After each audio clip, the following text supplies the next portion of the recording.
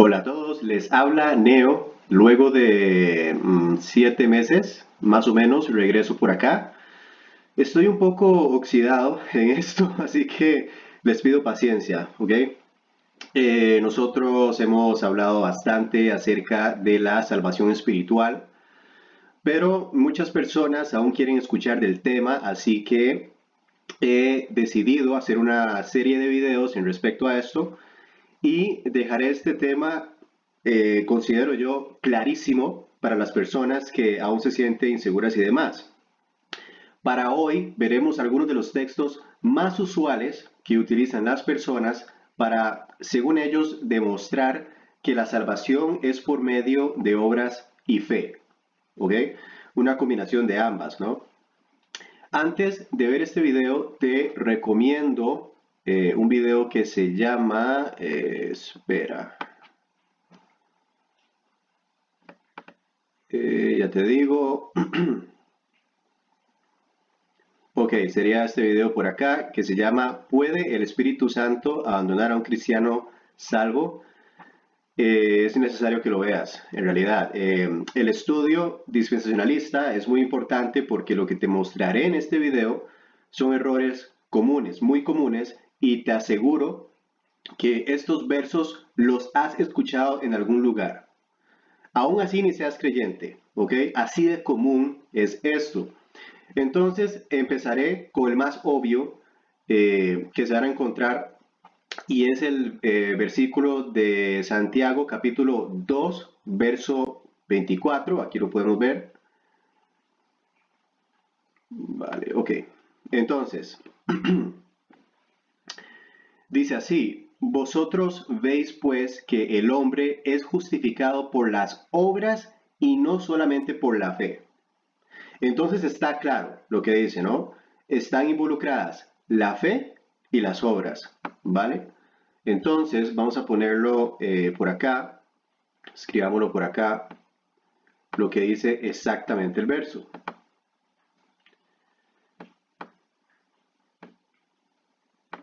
Hasta el Paint me está costando usar, ¿eh? Tengo mucho de no estar en esto. Ok.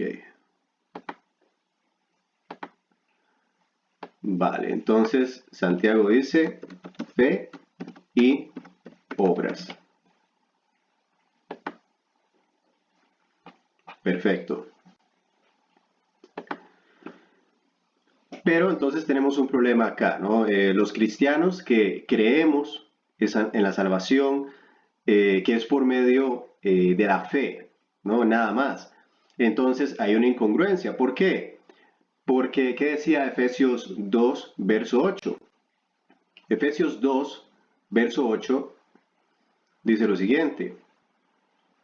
Ok.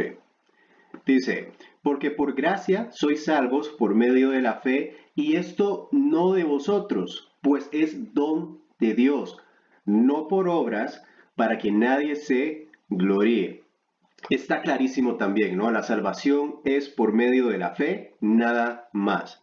Y eso es parte de lo que vino a hacer Cristo Jesús, eliminar las obras, ¿no? Cristo juzgó a los fariseos que se creían justos, creían que eran mejor que los demás y que estaban salvos por sus obras, ¿no? Pero eran arrogantes, juiciosos, vanos, tal como muchas personas en las iglesias ahora, ¿no? Entonces, la salvación es solamente por medio de la fe. Y no solo tenemos este verso de Efesios, sino también lo que dice Romanos 4, déjenme encontrarlo por acá, Romanos capítulo 4 y si no me equivoco el verso 5 dice, mas al que no obra, si no cree en aquel que justifica al impío, su fe le es contada por justicia. Entonces, Pablo condena a las obras directamente. La salvación es por medio de la fe. Entonces, el verso de Santiago se debe de conciliar con estos versos de Pablo, y son solo ejemplos, ¿no?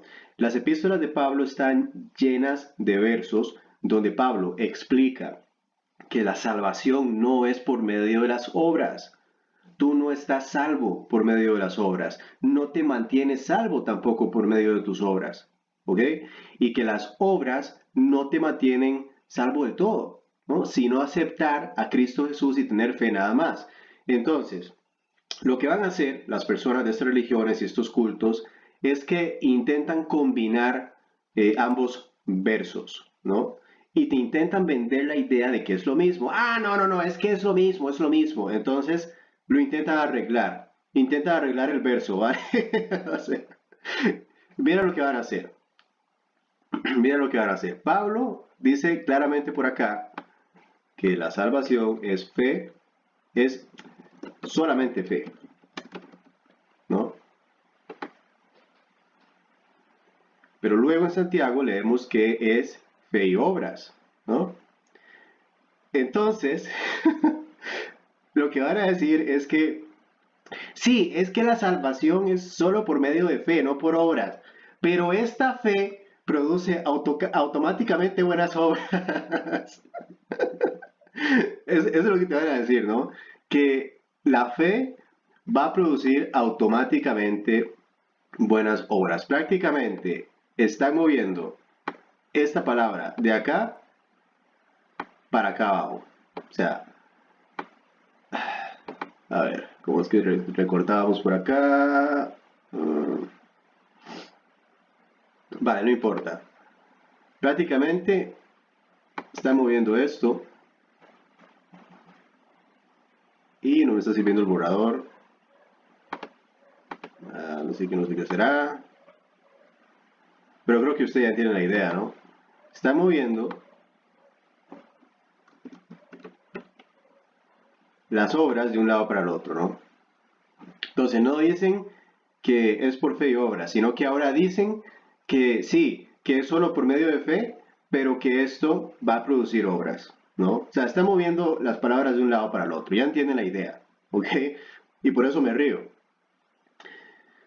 Entonces, te dicen que si haces buenas obras o si no pecas, entonces que así tú sabes que estás salvo. No, no, no, no, no, no, no, no.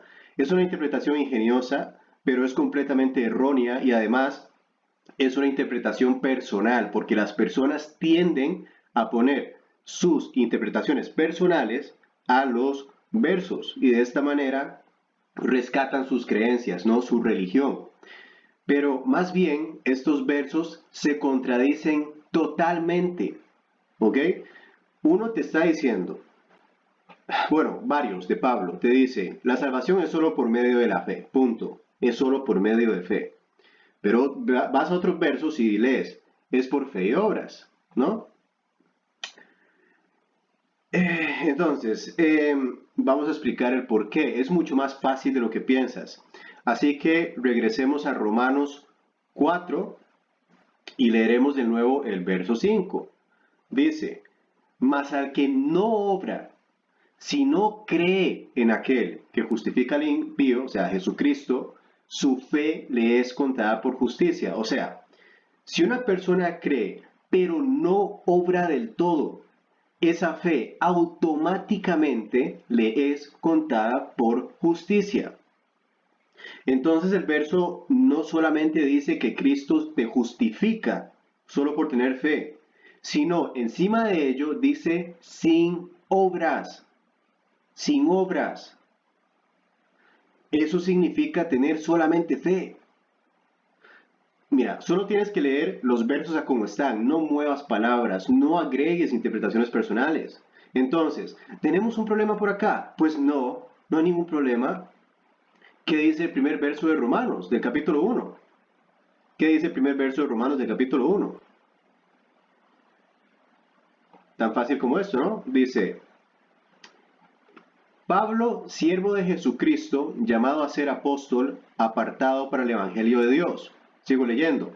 Que él había prometido antes por sus profetas en las Santas Escrituras acerca de su Hijo, nuestro Señor Jesucristo, que era del linaje de David según la carne, que fue declarado Hijo de Dios con poder, según el Espíritu de Santidad, por la resurrección de entre los muertos, y por quien recibimos la gracia y el apostolado para la obediencia a la fe en todas las naciones por amor a su nombre. entre las cuales estáis también vosotros llamados a ser de Jesucristo.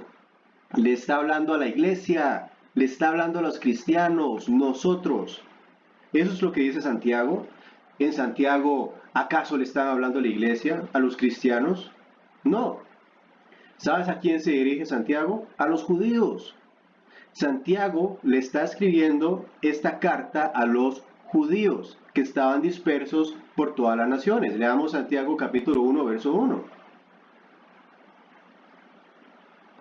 Vamos a ver si lo tengo por acá. Vale, no lo tengo, así que busquémoslo. Santiago. Aquí lo tengo. ¿Qué dice Santiago?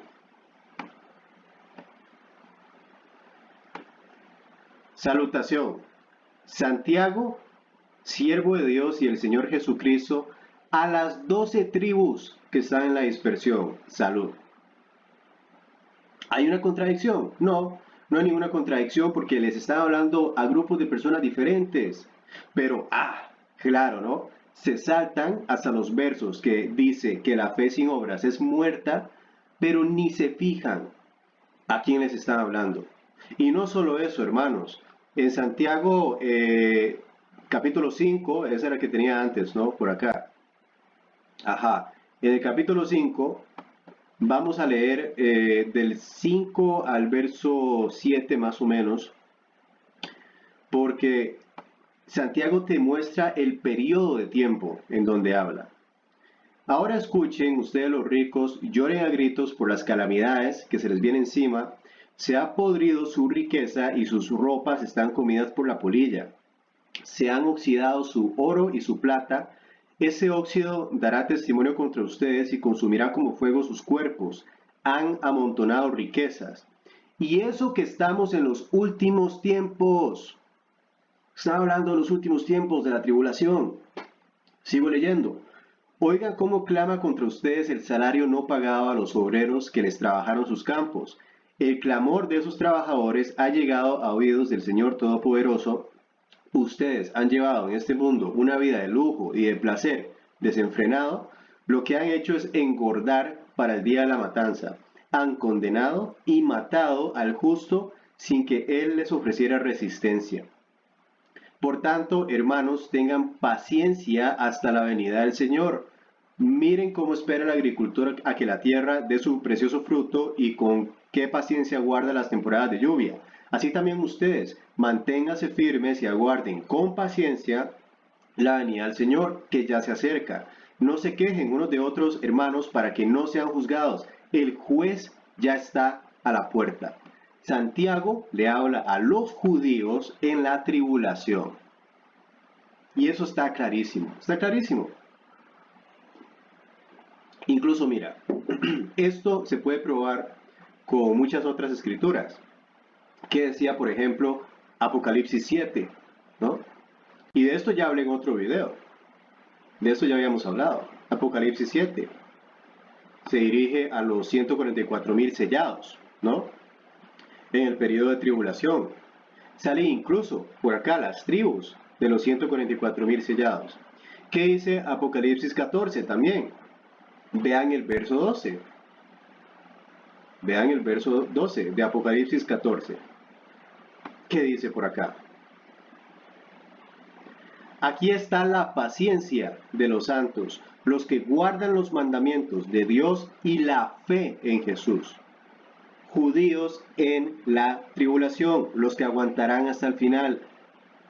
Por eso hay que aplicar el dispensacionalismo, por eso hay que dividir correctamente la palabra, como lo dice Timoteo, ¿no? Solo así las cosas calzan. Bueno, la epístola de Pablo, ¿no? Solo de esta manera las cosas calzan y tienen sentido. Solo así la Biblia no se puede contradecir, ¿no? Pero si intentas armonizar ese tipo de cosas, si intentas revolver todo esto, pues no va a tener sentido. Ahora vayamos a otro pasaje muy común que te van a tirar siguiendo la misma línea. En el Apocalipsis en las cartas a las iglesias podemos leer lo siguiente, y esto es que sé que es en el capítulo 3, pero no estoy seguro del verso. Vale, creo que era en el verso 15-16, ¿no? A ver, aquí está. Dice lo siguiente: yo conozco tus obras, que ni eres frío ni caliente. Ojalá fueses frío o caliente.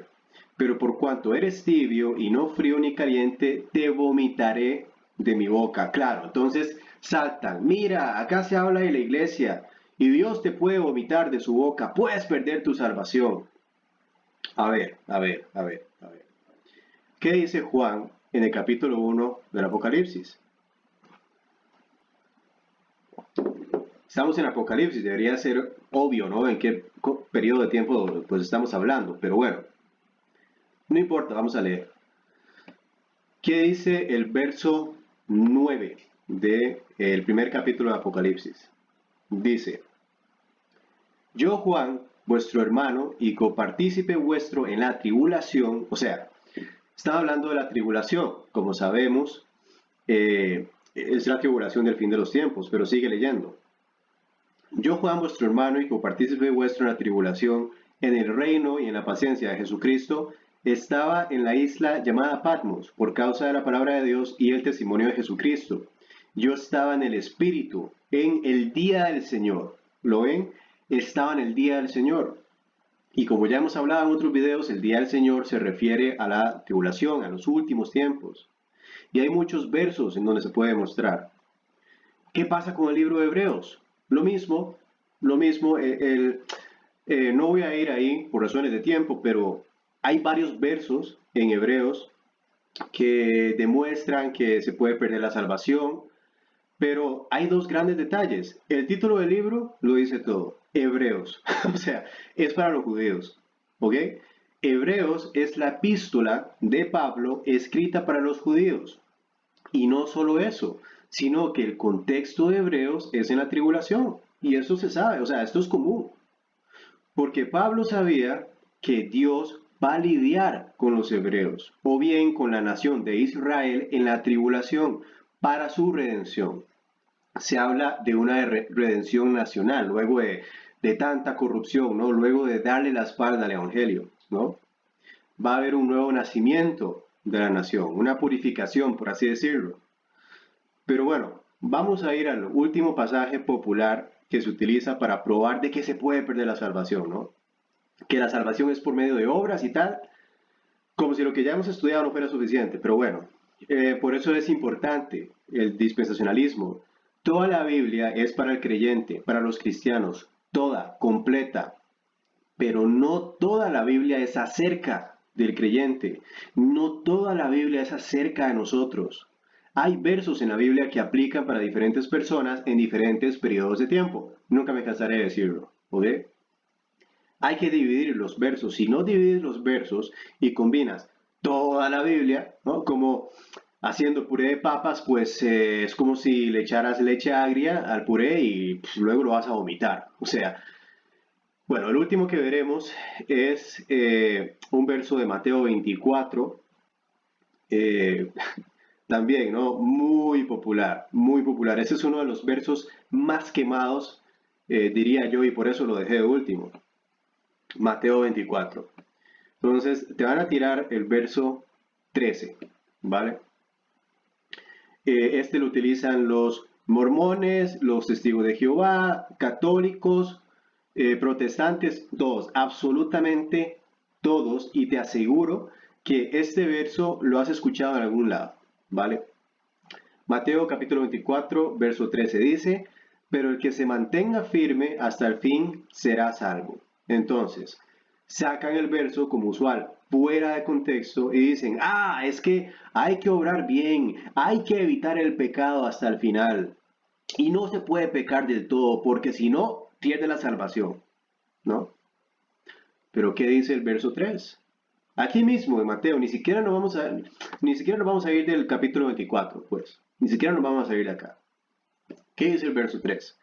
Más tarde estaba Jesús sentado en el monte de los olivos cuando llegaron los discípulos y le preguntaron en privado, ¿cuándo sucederá eso? ¿Y cuál será la señal de tu venida y del fin del mundo?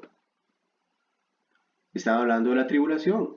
Por eso Cristo dice que en la tribulación el que aguanta hasta el final, ese será salvo.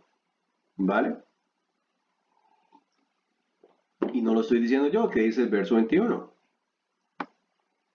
Porque habrá una gran tribulación, como no la ha habido desde el principio del mundo hasta ahora, ni la habrá jamás. O sea, clarísimo, clarísimo. Mateo 24 y 25 son por excelencia versos acerca de la tribulación. Y sabemos que, bueno, capítulos digo, en este caso se le está hablando al pueblo judío, eso lo sabemos también, ¿no? Es muy obvio al leer versos como por ejemplo, el verso 16, eh, los que estén en Judea huyan a las montañas. O sea, más obvio con el verso 20. Oren para que su vida Oren para que su huida no suceda en invierno ni en sábado, o sea, el sábado, el Shabbat judío. De esto hablamos en otro video, ¿no? El video que referí al principio. Y estas personas que quedan en la tribulación tienen que resistir hasta el final. No pueden participar del pecado en el nuevo orden mundial. No pueden ponerse la marca de la bestia, si no serán condenados al infierno. Por eso es muy importante, insisto, que vean este video. Es uno de los videos que tiene menos visitas, pero es uno de los más importantes. ¿Ok? Nosotros, los cristianos salvos, y vamos a ir al libro de Corintios, los cristianos salvos no iremos a la tribulación. ¿Por qué? Porque nosotros no tenemos que trabajar para ser salvos. Estamos en el periodo de gracia. Por eso Pablo insiste en que la salvación es solamente por medio de la fe en Jesucristo, sin obras. Por eso es que tiene sentido que las personas que deben de mantenerse firmes eh, hasta el final son los judíos en la tribulación. Muchos de los versos que vas a ver, de hecho, el Nuevo Testamento, donde se habla de fe y obras, donde se habla de perder la salvación y demás, es dirigido hacia los judíos. Sus obras cuentan en ese periodo de tiempo para estar salvos. Jesucristo, por otro lado, hizo la obra por nosotros. Él se sacrificó por nosotros. Nos salvó de nuestro pecado. Primera de Corintios 1, veamos el verso, a partir del verso 4.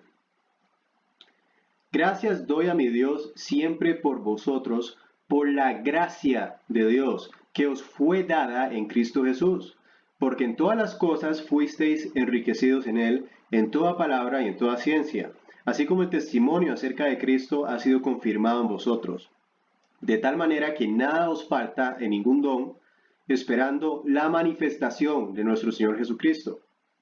Nosotros debemos estar esperando por la manifestación en Cristo Jesús, el arrebatamiento, ¿no? Ya esto lo hemos hablado en otros videos, pero pues podré hablarlo con más detalle más adelante, ¿no? Si ustedes gustan, porque el rapto es antes de la tribulación, ¿ok? Verso 8, el cual también os confirmará hasta el fin. Todo lo contrario a que debes de mantenerte firme, de que debes de perseverar hasta el fin. Todo lo contrario, Cristo a ti, como cristiano salvo, te confirmará hasta el fin. Eso es una promesa que nos hace. Nosotros no perdemos nuestra salvación. Y sigue leyendo, el cual también os confirmará hasta el fin para que seáis irreprensibles en el día de nuestro Señor Jesucristo. Tú no tienes que depender de tus obras, porque Cristo hizo la obra por nosotros, y Él nos confirmará a nosotros siempre. Por eso no perdemos nuestra salvación, y voy a dedicar un video completo demostrando todos los versos donde se nos asegura a los cristianos que no podemos perder nuestra salvación, que estaremos siempre salvos, ¿vale? ¿Cómo eso no te hace querer servir a Cristo con amor, con gozo, tal como lo dice el apóstol Pablo? Yo sirvo por amor, ¿no? Porque Cristo siempre me va a confirmar. Primera de Corintios es para nosotros, para la iglesia, ¿ok?